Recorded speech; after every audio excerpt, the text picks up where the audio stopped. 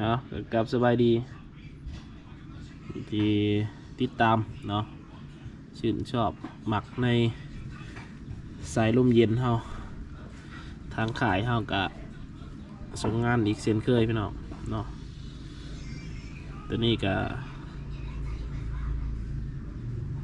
ได้เห็ดเสร็จซับเรียบร้อยแล้วเนาะหาก็เห็ดแล้วเมื่อวานเนี่ยวันนี้ก็ได้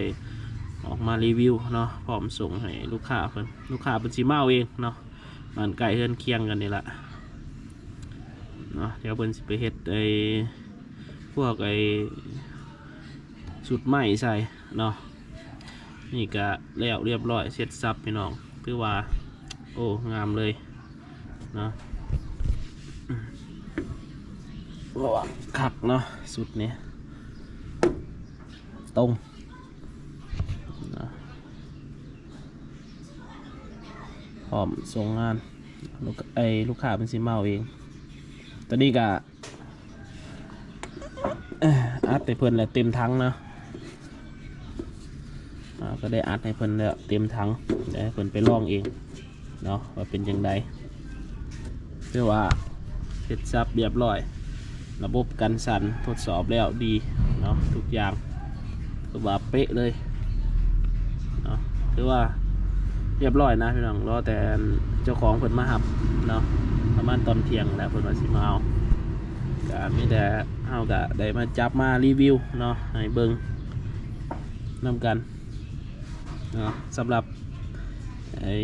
FC มือใหม่ FC อันใหม่ๆเนาะเพิ่งเข้ามาติดตามถ้ายังบ่มั่นใจก็เบิ่งไปก่อนเนาะ FC ผู้ที่เพิ่งเข้ามาติดตามเฮาเนาะแล้วก็มีความสนใจ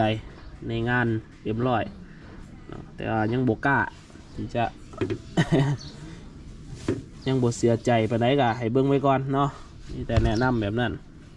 เนาะจนกว่าจะมั่นใจพุ่นแหละเนาะจังค่อยทักมาร่วมกันเนาะเบอร์นี่แหละเอาก็มีสำนีพี่น้องเนาะก็ส่งงานเรื่อยๆเนาะผู้ใดที่จองคิวไว้ก็รอหับงานได้เนาะก็คอยทยอยไปเรื่อยๆพี่น้องคอยทยอยไปจัดไปตามคิวงานเนาะเอาไว้สำนีพี่น้อง